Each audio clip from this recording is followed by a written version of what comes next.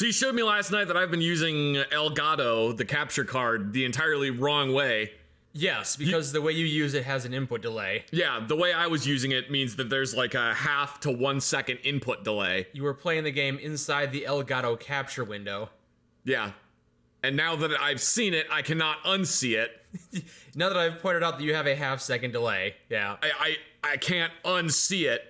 I guess I'm not a pro gamer because I just didn't even realize that was happening. Well, I didn't realize it was happening for me back when I first started playing on my Switch, because I first started playing Fire Emblem, which is a slow, turn-based strategy game. Yeah, then it doesn't matter. But then the moment I started playing a platformer, I realized all my jumps were off-timed. Yeah.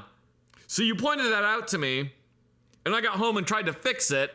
Because you noticed it was on your home system. Because now that I noticed it, I can't unnotice it. I was like, oh my god, there's so much delay now. And then I realized that, yeah, that's probably one of the reasons that I was dying so much in Elden Ring, because I had like a 1 second delay, which the game already has input delay. Oh, yeah. Elden Ring already has an input. I mean, that's true for every FromSoft game. You push the button, and that's when you start doing your attack. Mm-hmm. You don't push the button, and then your attack is happening the moment the input is received. Right. There is That's anyway, part of the strategy, yep. Yeah.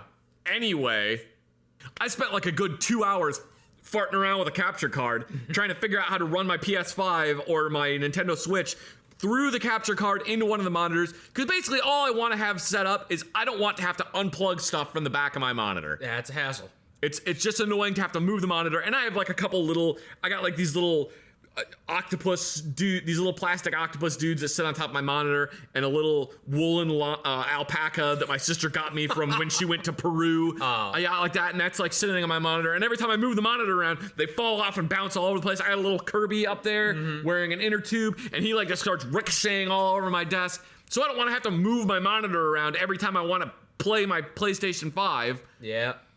And I'm like looking stuff up, and it's, but why are you being poor? Just get another TV and hook the TV up.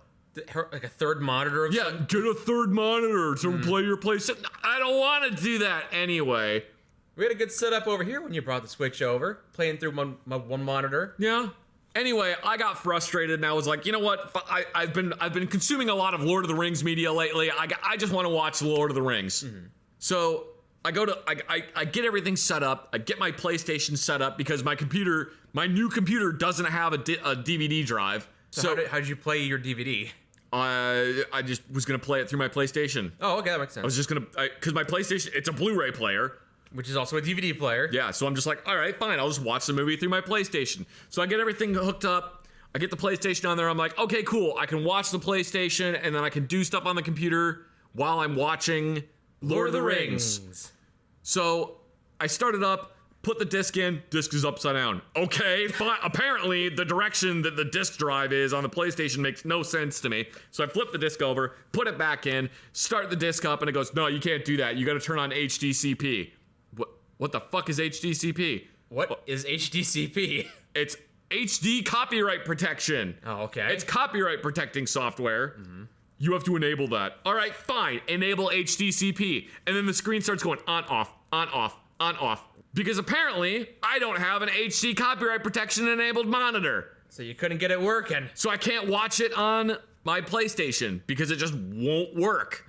And the really annoying thing is, when you enable HD, if you do anything that involves changing monitor specifications, like if you change the resolution on your computer, it goes, is this okay? And it gives you like 15 seconds where you have to confirm that it's okay. Right. Because if you fucked up your monitor settings to the point where you can't see your monitor anymore, and it doesn't have that, you now are stuck. You have to find a way to go do a factory reset on it. Yeah, basically you have to, they all have a thing where it just automatically resets to what it was after 15 seconds in case you fucked something up and you can't see your monitor anymore. Yep, I'm aware. Guess what PlayStation doesn't have? That exact thing you described? That exact thing I described. So when I enable HDCP, it starts going beep, beep, beep, beep, beep, beep, beep, beep, and then God forbid if I had accidentally moved one of the analog sticks to a different setting, because it doesn't go back to that previous setting. So basically I hit it, the screen started flashing, I couldn't figure out what the fuck was wrong, so I had to hit the X button again. I just happened to hit the X button again, and it went back to being normal. Okay. So thank God I hadn't moved the analog sticks in a different direction, because then I never would have found my way back there. I would have had to haul my PlayStation out into the living room and plug it into the TV there. I'm describing first world problems here. Yeah, Anyway. Still, yeah, it's a shame you couldn't watch the Hobbits take the ring to Isengard. No, the orcs take them to Isengard. That's a different thing entirely. I've never watched those movies. You should, they're really good. Anyway. So I'm like, all right, fine. I guess I'm not doing this. So I rent the movie. I find the movie on a streaming service. Okay. I rent the movie on the streaming service. You're just gonna pay for it for now. I'm like, fine. You know what? Well, one of my friends has a Plex server, which has a bunch of movies on it. So I started watching it on that, but it's in like 4K. It's in really low resolution. I'm like, it's standard definition. Well, it was like in 240p. I was like, oh, this looks terrible. All right, I'm not watching it on this. So I rent it on YouTube or whatever. I pay $3.99 to rent the movie on YouTube. I start watching it and I realize that it's not the extended edition. What, again, first world problems. It's not the extended edition, which is what I wanted, was the extended edition. Because you want to make those long movies even longer. All right, yeah, I want to make a 2.5 hour. I want to make a 2.5 hour movie 4 hours long. Okay, fine. I guess I'm watching the standard edition. And I realize that it looks like crap because it's in 480p. Because again, I don't have an HDCP enabled monitor, so I might be recording the video. Yep. Would have been nicer if you just pirated it and. I should have just pirated the movie. Yeah. I should have just pirated it. Yeah. I try not to pirate things as best I can. You know, I've got 1 or 2 subscription services to streaming media, and sometimes I've got the physical disc, but every once in a while, I really want to watch something, and it's really difficult to watch, and it's like, I've been trying for an hour to find this thing. Yeah. And apparently I need a cable subscription to watch this, so you know what? I don't regret it. I watched it, and I don't care. And I'm sure that if I had HBO, the HBO streaming service, which is apparently where Lord of the Rings is now, if I had the HBO streaming service, I still probably wouldn't be able to watch it in HD because my monitors aren't HDCP. Yeah, something like that. So I went and bought because my computer doesn't have a CD drive, and I might need one at some point for whatever reason. I went and bought a Blu-ray CD drive or Blu-ray disc, an external Blu-ray player, so that I can potentially watch movies, but I'm willing to bet that ain't gonna work. I guess we'll have to see. I bet I will slap the Blu-ray disc of Lord of the Rings that I went and bought into this Blu-ray player, and it'll go, yeah, no, I can't let you do that. And then I'm just gonna have to fucking pirate the movie. There you go, Because Zach. I've already bought Lord of the Rings 3 times now, and I still can't fucking watch it in HD. I'm so proud of you for keeping your hopes low. That way, when things meet your expectations, you're not surprised. I'm the one that taught you that. Don't you go acting like I learned this. I've been keeping my hopes low for years, you son of a bitch. At this point, I have given Peter Jackson and New Line Cinema so much money, they should just send me the actual film of Lord of the Rings. They just send me to Isengard. Send me to the fucking Shire. I've given them so much money at this point. I'll destroy the ring in the Eye of Sauron myself. Yeah. It's like, I have bought that, man. Copyright protection is such a fucking racket. Yeah. So stupid. When cassette tapes first came out, the music industry was like, no, we can't have that because people will go illegally copying our music. And I totally did. I recorded stuff off the radio. Yeah, exactly. But do you know who that hurts? Literally no one. Yeah, 12-year-old me wasn't going to buy it anyway. Yeah, exactly. I remember when I was in Iraq, I would go to the bazaar and buy movies. And occasionally, a lot of them were just bootleg movies. I'm trying to remember if the first Iron Man movie came out when I was in Iraq. I think it did. I bought a movie that had just come out in theaters on DVD when I was in Iraq. And it was literally like 2 pixels. And like you can see this dude's head keep popping up because it was literally filmed in the movie. Like the guy held a camcorder in the movie theater. That's real bootleg. It is, but that's so far into bootleg, it is the actual boot. But that's how you do it when your options are limited. Yeah. Sometimes movies will come out on DVD in Europe or in other countries months before they would come out on DVD in the US. So you could get them like really early. But then it would be bootleg because it's got to be, and NTSC? Yeah, it's got to be NTSC, not PAL. Nope. Did I ever tell you I modded my PlayStation 2? You did tell me about that. I modded my PlayStation 2 so that it could play PAL games. Mm-hmm. Because I wanted to play the PAL version of the game Eco. Eco, the game where you're a child helping a woman in a castle, not the game Eco the Dolphin. Yeah, no, and I think that's Echo. Yeah. Is that Echo? Probably. It's spelled ECCO. Yeah. Or ECCO. Neither of those two words are in the English lexicon, so people might get confused. But anyway. Also, only slightly related to this, the US cover of the game Eco is the worst cover of a video game ever. It's pretty bad. It's so awful. Like the PAL and the I forget what Japanese. the PAL and the Japan, or like the European and the Japanese cover to the game Eco look amazing. They're like these beautiful, like minimalist art landscapes, and then the American cover looks like it looks like someone did it. It looks like someone tried to do a medieval version of the TV show Reboot. It looks so bad. They put this poorly rendered version of the main character, just slapped him on the cover. Yeah, slide him on. Give him a stick. It looks awful. Anyway, I bought the PAL version of that game, and then I modded my PlayStation to think that the cover was closed when the cover was open, and I bought a boot disc for it. So you put the boot disc in the PlayStation, you start the PlayStation, and then the PlayStation boots up and thinks it's in PAL mode and not NTSC mode. And then you basically have to stop the disc with your thumb. I think it would just stop on its own. Yeah, okay, it would just stop on its own. You take the disc out, put the game disc in, close the cover, and then the game starts up, and it thinks it's in PAL mode. Basically, I did all this work to get, like, you just didn't want to have a game with that awful box art, so you gotta get the PAL version. Yeah, that was entirely it. Is I didn't want the box art. No, I wanted. There's some stuff that they cut out of the PAL version. They made it's such a roundabout way to deal with a bad cover art. You couldn't just print cover art. No, it wasn't that. There was some stuff they legitimately cut out of the NTSC version. They made the enemies. They dumbed down the AI in the NTSC version. Yeah. Because they were like, oh, these Americans are too stupid to be able to figure this game out. Yeah, possibly. So they dumbed down the AI in the NTSC version. They also cut out a whole, like, hidden area, and they cut out several weapons, and then they also cut out a secret ending to the game. Oh. Do you get that ending by rescuing all the fairies or something? No, you get that ending by carrying a watermelon up to Yorda when she washes up on the beach, and then you have a watermelon beach party. Oh, okay. They literally, the hidden ending is if you carry a watermelon up to Yorda at the end of the game, the ending shows them sitting on the beach and enjoying watermelon together. That's such a wholesome game. It's such a wholesome ending to this game that they cut out because they were like, oh, Americans won't understand having watermelon on the beach. That's not a cultural thing that Americans do. Cut that whole fun part out. Yeah, cut that whole thing out.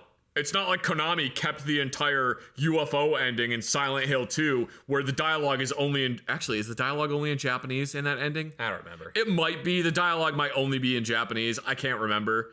But yeah, like the UFO ending in Silent Hill 2, that's just like, what the... Why is this in the game? I remember getting that ending and being like, the hell am I looking at here? Konami, what the fuck is this? What is this, Konami? Yeah. It was you all along, and it's a dog, like, behind a computer console. I think that music was from Undertale. Anyway. We have to cut out the watermelon eating scene because Americans won't understand that. And then, like, 3 years later, here comes Katamari Damacy. That was the same... Figure that shit out. Yeah, figure that one out. They cut out a bunch of stuff in the NTSC version of Eco. Like, there's the watermelon eating scene was cut out. There's I think there's a bunch of filters in the base game that you can unlock. Like, filters that make it, like... Sepia tone. Yeah, like sepia tone and, like, film grain and stuff. Do you remember when that was the big thing, was, like, in video games, was unlocking filters? I do remember, yes. And then you would use them for 5 seconds and then never use them again because they were annoying? Yes. Yeah. So there's a bunch of filters that you can unlock, which I can't remember were in the base one or not. There was also a translation mode. So if you're unfamiliar with the game Eco, the male main character, Eco, I don't know if they ever actually say his name. They might. None of the characters in that game speak, do they? They do. Oh. Eco talks. All right. He talks, but everything he says, he talks in a different language, and everything he says has subtitles. Yorda, when she talks, the subtitles are written in a weird language that's incomprehensible. You can't actually read it. But then you have the unlockable ability to read what she's saying. Yeah, one of the unlocks once you've beaten the game is it translates everything she's saying. Which is not in the NTSC version. For some reason. Yeah, they cut out so much stuff in the NTSC version. I don't know why. I don't know if maybe like they ran out of time. Maybe the localization team ran out of time. Maybe they ran out of budget. Maybe they just didn't care. Yeah. But yeah, they cut out a bunch of, so let's see. Different ending, subtitles, some backgrounds got cut out. The enemy AI was dumbed down for the NTSC version. There's a whole secret area you can get to in the PAL version, and there's a secret weapon you can get in the PAL version that doesn't unlock in this one. There's a whole little, yeah, the secret area you get to by throwing a ball through a basket hoop in like a certain area. All right. And that's just cut out of the NTSC version. Just nothing happens, huh? Yep. Anyway, what I'm trying to say is re-release Eco on the PS5. I want it. Just give me the PAL version of Eco on the PS5. I will pay full price for it again. Clearly, because I'm an idiot and I've bought Lord of the Rings how many times now? I went and bought a Blu-ray player specifically to watch Lord of the Rings on my computer, and it probably won't even work. So yeah, I'll buy Eco again. I'm a sucker. Release it again. For those who have never heard of the video game Eco, you've heard of Shadow of the Colossus. This is the game that the company made before that. Yes. Shadow of the Colossus is a spiritual, I think technically it is actually a prequel to Eco. Because I believe at the end of Shadow of the Colossus, the protagonist is born. Spoiler alert. No, because this Shadow of the Colossus takes place like hundreds, maybe even thousands of years before Eco does. But that is how basically the plot of the game Eco is you are a like young boy, you're early teens, you're maybe like 12, 13 years old, something like that. You're a young boy with horns. And in the village you're from, every 100 years, someone is born with horns, and it's considered to be a very bad omen. So they take them to this area that God only knows where, and they basically lock them into a coffin and leave them there to die. As like a sacrifice. And that's how it begins in that game, right? That's how it starts. Is you basically play as this boy, you end up in a coffin, and then a weird earthquake happens, the big stone coffin falls down, you go boop and pop out of the coffin, and then you go on your little adventure to try and escape this castle. And while you're trying to escape this castle, you meet this strange pale girl who is also trapped in a weird cage, and you and her try to escape from the castle. That's quite a very simple premise for what could be a fun game. It's more of a puzzle game, isn't it? It is a lot more of a puzzle game. It's very much a puzzle game. You have to escort her around the castle. She will, I don't remember if she'll follow you. I don't think she will. You have to like hold hands with her and escort her around the castle. That's right, I forgot. That might be why that game isn't, why companies aren't so eager to port that game, is because that game is literally an escort mission. Yeah, but it's fun. It's enjoyable. Yeah. Another thing in the PAL version, if you're spending too long on a puzzle, like if you're spending too long just banging a stick against the wall trying to figure out how to solve this puzzle, Yorda will start pointing at stuff. Oh, okay. She'll point at a thing and go like, oh, and like trying to tell you like, hey, pay attention to this thing. Try use that. Yeah, basically. It's really cool. But it's not in the American version. Yeah, that's not in the American version either. They cut out actual gameplay mechanics. Yeah, they cut out so much stuff of the American version, and I don't know why. Anyway, Eco is one of my favorite games of all time. I love that game, and I really wanted to play the PAL version because they put so much more in the PAL version. I seriously think they were just like, yeah, nobody in the US is going to like this game. Yeah? I'm probably one of, I know I'm not, but I jokingly like to say I'm one of like the 5 people in the US that played that game, that saw the cover of that game and went, yeah, this looks like fun. They covered that game, or they reviewed that game on Toonami, back when Tom on Toonami, yes. voiced by Steve Bloom, I think, was doing that. And they were like, yeah, it's a fun game. I give it he was like, yeah, it's a fun game. I give it like a 7 out of 10 or whatever. I forget what their exact rating was. But yeah. But yeah, it's fun. It's enjoyable. It's a really cool game. It's got hella atmosphere. I'm pretty sure there is no heads-up display in that game. Yeah. I think it's a very artsy fartsy game. It's not artsy fartsy, but it's a very artful game. Yeah. I really like that game. I wish they would re-release it on PlayStation. I think they re-released it for PlayStation. Ooh, they might have re-released it for PlayStation 3. Possibly. It was on PlayStation 2, and I think it was part of like the Shadow of the Colossus HD collection. Maybe. Or whatever it was. Yeah. I think that's when they re-released it, and then they basically have done nothing with it since then. Yeah. But I mean, Team Eco's last game was the last Guardian, which is wonky and was not well received, I think. Yeah.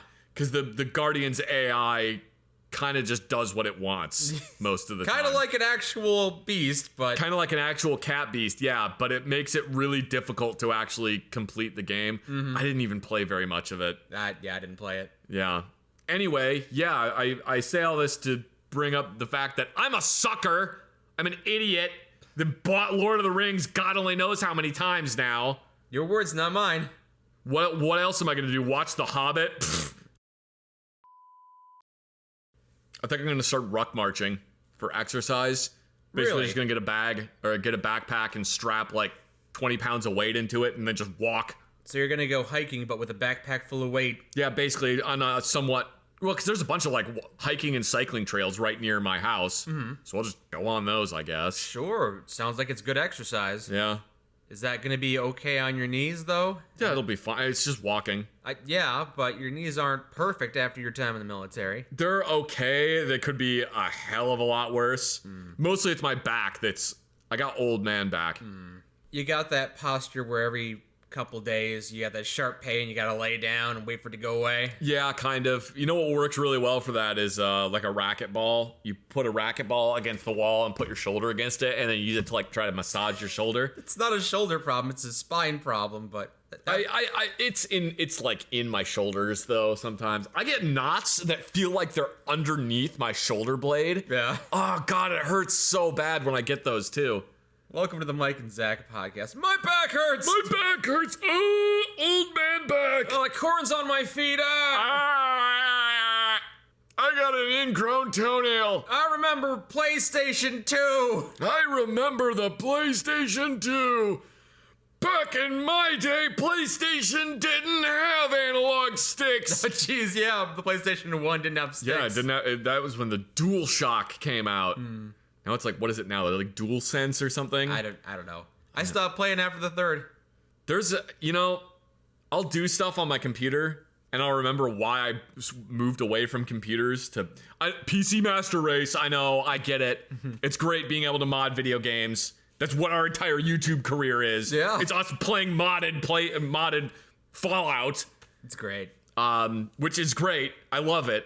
But sometimes I'll go to do something with my computer and it's like, yeah, I know you need to update your drivers. Okay, fine. All right, fine. I updated my drivers. Oh, and then this DLL file doesn't work with that driver. All I want to do is play Metal Slug 3. All I want to do is play Sakura Swimwear Club. Let me look at them. I am just trying to play Custer's Revenge. No, God, no, I'm not trying to play that game. Zach, you in heap big trouble. All I'm trying to do, just let me play Metal Slug 3, okay? I have the ROM, let me play Metal Slug 3, DLL file not compatible with WinExe. Oh my God! Yeah.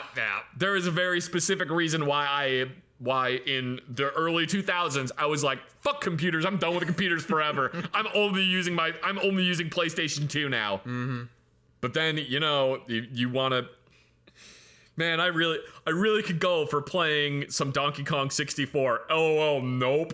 Hi there, I'm Mr. Nintendo, and we're never releasing Donkey Kong 64 on anything but the Nintendo 64. Well, I suppose there's probably a limit to that. I know Diddy Kong Racing came out for the Nintendo 64, but because that included a lot of characters that are owned by Rare, who is no longer a subsidiary of Nintendo, they can't include Conker or Banjo from Banjo-Kazooie or any of those characters. Yup. So now it's Donkey Kong Racing, and it's the exact same game, but half the characters are just Kong characters now. Yeah. There was another game that I was thinking about. What? Oh, I would absolutely love to play Kirby 64. Oh, But- yes, the Crystal Shards. Yeah, I would love to play Kirby 64, but I'm not going to go buy a Nintendo 64, and I sure as hell aren't spending... Oh, hang on. I actually want to see how much it goes for now. It's always crazy looking up those old games because they go for bonkers amounts of money. That is why when I buy my Nintendo Switch games, if it's a Nintendo game, I will only buy Nintendo games physical. Ah, yes. Because they're never gonna go down in value. Luigi's Mansion 2 ain't going down in value. I realize I sound like I'm huffing the copium right now. No, it makes sense. Luigi's Mansion 2 is probably never gonna... You could resell basically any of these Nintendo games over the last 20 years for basically the price you bought it for. Kirby 64, the Crystal Shards, $45. Yeah, $50 for Kirby 64. So, yeah, if you have been holding on to that for 20 years at this point. If you have Kirby 64 new in box, it's the box has been opened, but if you have Kirby 64 new in box, it is $125.50 with 21 bids, and there's 3 days left on it. Yes. So yeah, when I bought the new Kirby game, I bought a physical copy. Fair enough. Because it's not gonna go down, as long as I keep the box for it, it's not like it's gonna go down in price. Mm-hmm. As long as the box stays in decent shape, and I take good care of my stuff. Yeah. I make sure that all my games are neatly organized and that I don't beat them up or anything. Usually. So yeah, I would love to play Kirby 64, but I'm not gonna go out and spend $100 on a Nintendo 64 and then buy Kirby the Crystal Shards for buy a used copy that may or may not work for $50 and then try to find a way to hook that up to my monitor so that I can play Kirby 64. Yeah. Or I would never illegally download a ROM and an emulator of Kirby 64 to play. Nintendo, why won't you release your games on the Nintendo? Nintendo has done the Nintendo 64 console on the Switch. You can play Nintendo 64 games on the Switch, but you gotta pay $11 a month for it, or however much. Yeah, and they had like a program or a system where you could play your Nintendo games on. They would drip feed games out. Oh, here's a classic game, Balloon Boy from 30 years ago. Yep. That's the game this week. They just drip feed little bits here and there. And it's like, I wanted to play Kirby Crystal Shards, so I sailed the 7 seas, and now I'm playing it. Screw you. Yeah. I really want to play Kirby's Air Ride. I would love to. I will pay $60 for Kirby's Air Ride for the Nintendo Switch. Just re-release it. I want to ride around on the little escargot motorcycle, or the what is the name? I forget the name of it, but it's a little moped. It looks like a Vespa, but it's just got one wheel. Yeah. I love it. I would pay $60 to play that game. It's called a unicycle, by the way. No, in the game, I can't remember what it's called. It's a unicycle though. I know it's a unicycle because it only has one wheel, but I can't remember. I'm going to look this up now. Kirby Air Ride Scooter. Wheelie Scooter! All right. That makes sense. The enemy's called the Wheelie. Oh, he's not even an enemy. He's a little thing you ride around on. Look how cute he is. It's based on the enemy from the SNES games, though. Yeah, it's based on the little, the wheelie dude from the SNES. Yeah, the Wheelie, named Wheelie.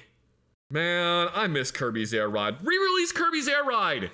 Kirby Air Ride remastered in this upcoming. Are you remastering Kirby's Air Ride? Are they actually? Oh, they have to, right? It's so well beloved. No, people like barely anybody barely anybody knew about that game. I don't know if I'd say that. I knew some people that were pretty hardcore into it. I'm really hoping that the new Kirby game is so well received that they start releasing other Kirby stuff for the Switch. I mean, it's not like Kirby's a tumultuous IP for Nintendo. Yeah. Anytime they release Kirby games, people love them. I love Kirby. Kirby's great.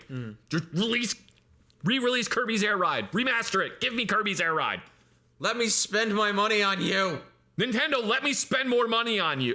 Japanese companies are odd because they're not like American companies, where American companies are always about the bottom line and what market share we can get in the stock market. And Japanese companies are more about like, we want to make a very good product, and we're very concerned with how the company will be run. Yes, all companies are interested in making a profit, but some are more focused on short-term profits versus long-term profits. And I feel like the Japanese market, I feel like, is more long-term profits. They're a lot more conservative in letting things be released with a bad thing, a bad reputation. Yeah. I mean, Japanese companies are interesting just in that the only reason the Sony Walkman got made was because the CEO of Sony at the time in the 1980s, I think, very early, late 70s, very early 80s, he had the exact same cassette player that I now have, which is the Sony TC-D5 Pro, which was a field recorder for reporters or TV, whatever, anything like that, that used compact cassette tapes. And he had one of those, and it's pretty big. It weighs like 2 or 3 pounds. It's maybe like 8-9 inches long. It's decent size. It's like the size of an iPad now, but thicker. It ran on 2 D-cell batteries, and he would bring that with him on business trips to listen to classical music on the airplane or on the train or whatever. Oh. And he was like, yeah, this thing's kind of big. I really like this thing. It sounds great, but it's kind of big. It's kind of bulky. I don't need the recording feature. So he went to the engineers at Sony and was like, yeah, make me a small version of this. For my own personal use. Yeah, for my own personal use. Basically make me a small version of this, and then we'll sell, like 20 of them and whatever. I want a small version of this. And they went, okay. And like, nobody's going to fucking want this thing. Everybody wants to be able to record shit. Like, nobody's going to want this, but all right. So they made a small version of it, which they called the Sony Walkman, and they put it on the market, and they were like, yeah, it's not gonna sell, but like the TC-D5 is great because people love that. It's very expensive. People love that because they can record with it. So they put it on the market, and everybody went, oh my god, I can listen to cassettes on the go. Yeah, it's so cheap. I don't have to bring a boombox with me everywhere. They sold thousands of them. Yeah, and it went incredibly well. The same thing for the PSP. The only reason the PSP was created was because the CEO of Sony went, yeah, make a small gaming console. Remember the Sega Game Gear? Make like that thing, but for these little tiny discs. Make me a Virtua Boy, but more portable and less awful. And then it didn't do well, and it was basically considered a failure, but whatever. They've done that. Sony has done that so many times for so many products. Just been like, yeah, make this thing. I don't know if it's going to go well, but do it. Yeah, works for me. Something else, I have a vanity plate that is a reference to the game Bloodborne. I don't know if I'm going to say what my vanity plate is. I'm dead. You died. Yeah. I don't know if I'll say what my vanity plate is because I don't know if I want to dox myself like that. Anyway, T-Sun. Yes. I have a vanity plate that is a reference to the game Bloodborne.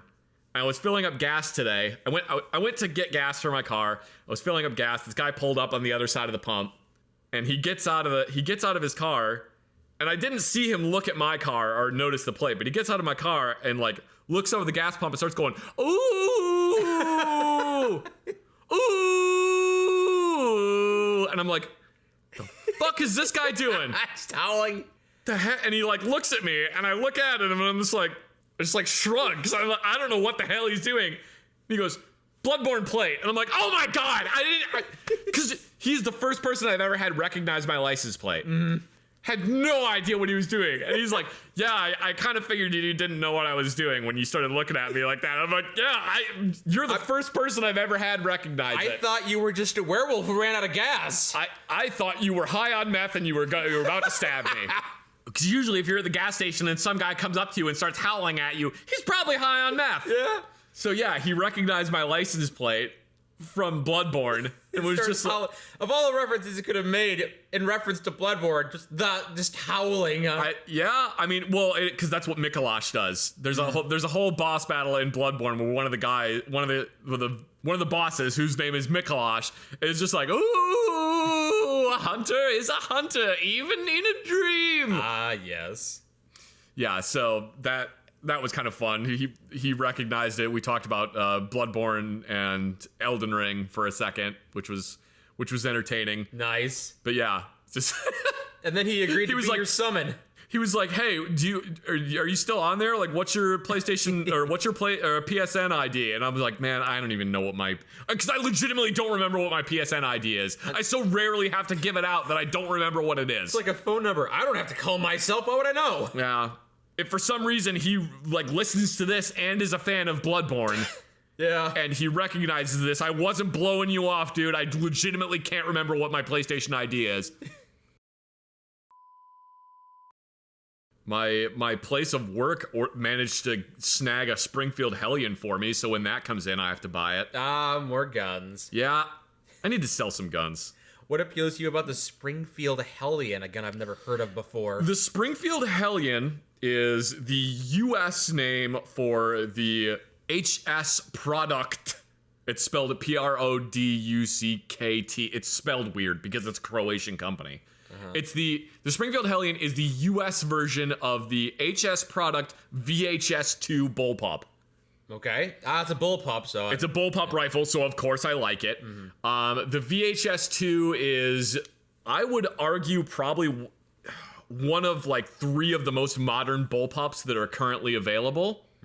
It's really cool looking. It's a completely ambidextrous bullpup. Usually the problem with bullpups is, because a bullpup, for those who don't know, a bullpup is a rifle that has the magazine located behind the grip/trigger. Yup. Someone didn't assemble it properly, and now the magazine... No, you shut your mouth. I mean, there are a lot of anti-bullpup people that think that. Yeah, so basically you have the magazine behind... The Steyr AUG is a bullpup. Yep. The P90 is a bullpup. Okay. Yeah, the P90 is a bullpup because the trigger is way in front of where the magazine is. The P90 is weird, though, because the magazine's on the top of the gun. So the P90 fits into this weird thing, but it is technically a bullpup. Okay. Basically, it means you have to have a linkage connecting where the trigger is all the way back to where the firing mechanism of the gun is. Right. So the Springfield Hellion is the newest version. Springfield doesn't actually make the Hellion, or they do, but they like... One of the ways, so there's like this whole legal thing with importing firearms that are made in a different country to the U. So I'll use a Springfield Hellion as the example. You want to have a Springfield Hellion for sale in the United States. You can't just take the gun as it exists in Croatia and bring it to the United States and sell it. Because it would not pass any laws? It wouldn't fall into the correct import restrictions. So what you have to do is you basically have to... I don't know exactly what Springfield did. There's another gun that's the Springfield XD, which is also a Croatian gun that they sell in the United States. And the way they do that is basically one or several parts of it. I believe the frame is made in Croatia, or maybe the frame is made in the United States. Regardless, certain parts are made in the US. The rest of the parts are made in Croatia. They ship the parts to the US because then they're parts, not a firearm, and then they just assemble it in the United States. Kind of like what Ford did with a bunch of their F-150 trucks, where they would make all the parts in Mexico and then just assemble a couple. They would just install the dashboard in the United States, because then they can say that, oh yeah, the Ford F-150 is built in the US. Yeah, because you put the dashboard in the United States. You plug the computer in. Anyway. Yeah. That's what they're doing with the Springfield Hellion, I believe, is that basically a majority of the rifle is manufactured in Croatia. Certain parts are manufactured in the United States. They send those parts to the United States, or they send the parts from Croatia to the United States, put them together, and then sell it in the US under the name the Springfield Hellion, which is the same thing that they were doing with the Springfield XD series of guns, the Springfield Hellcat, which is a small little micro compact pistol. Yeah, so it's the same thing. They're both made by HS Product. They already had a relationship with Springfield Armory. HS Product already had a relationship with Springfield Armory, bringing the XDs and the XDMs to the US market. And the Springfield Hellion is why I got banned from Springfield Armory's Facebook page. Oh, jeez, what did you do? So anytime Springfield would post about new guns that they were making, you comment first. I would go on there and comment, hey, when are you guys bringing the VHS to the United States? And they replied for a little bit. They said, we don't currently have any plans to, but check back soon, maybe we'll have something. Just like standard legal blow-off language. And then a while ago, when the Springfield Hellcat, which is a micro compact pistol, when that was coming out, they did this vague release thing where they were like, get ready for the next biggest thing in the firearms world. Ooh, and they were very vague about everything. And I replied on it, this better be a US release of the VHS or I'm going to be real mad. And then I went back to check on what they had said about it later. They straight up blocked me. I was like, wow, you were not having it. Turns out that the big thing that they were releasing was another micro compact pistol. And I was like, wow, go fucking figure. Yeah. It's another micro compact pistol because we need more of those.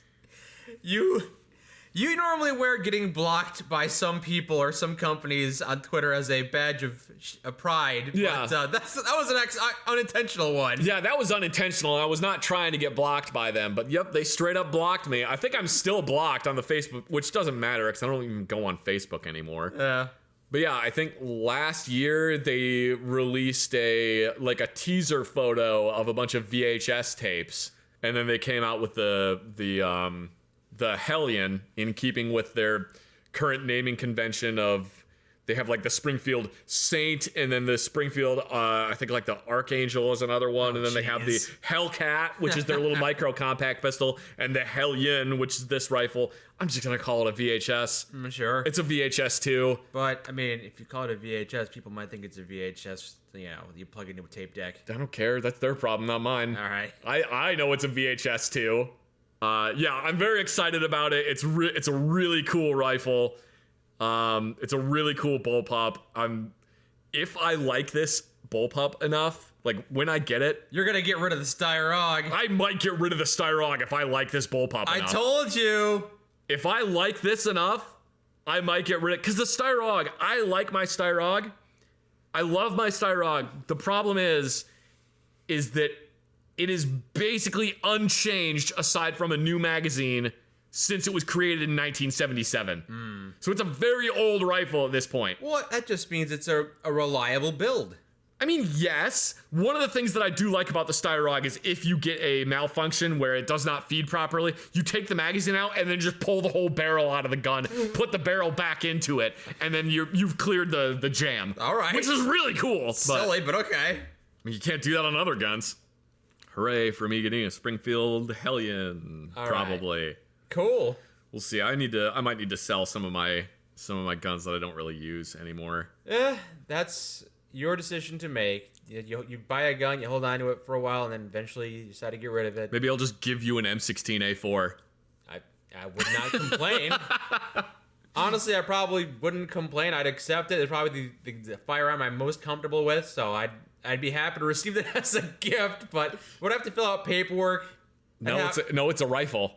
So you don't have to fill out paperwork on rifles? You do if you're buying it from a gun shop, but in the United States and in the state we live in, a firearm a long arm, which is a rifle or shotgun, as long as you're over 18, there's no paperwork for me to transfer that to you. Oh. Technically, I could make you go get a background check done to make sure that you're legally allowed to own one, but I probably should.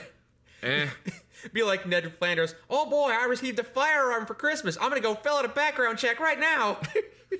Isn't that a thing on the set? No, the thing I'm thinking of is it's when New Year's Eve happens. Yeah. As soon as it's midnight, he starts doing his taxes. Yeah, that's what it was.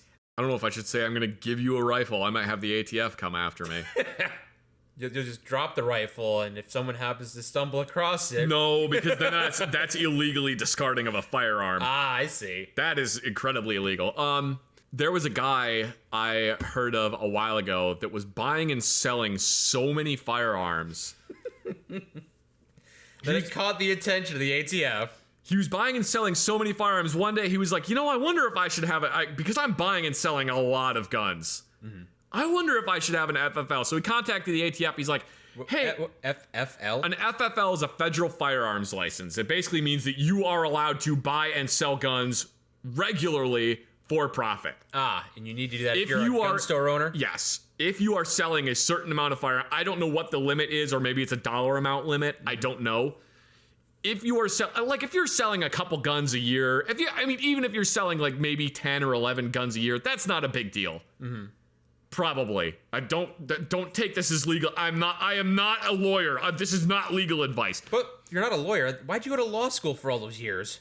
It was for fun. Oh, okay. I dropped out of law school, so technically I'm a lawyer in New Jersey. Because that's where dropouts go? No, I mean, it's just New Jersey's got really lax laws. Oh, okay. It's a joke. I get it. It's like I dropped out of medical school, so technically I'm a doctor in New Jersey. Oh, okay. Yeah. Anyway. I've never heard that joke before. No. So this guy had been buying and selling so many guns. He contacted the local ATF agent. He was like, or like the ATF agent for the whatever the area was, and was like, hey, should I have an FFL? And they were like, it's a really good thing you contacted us and started this process because we were about 3 days away from raiding your house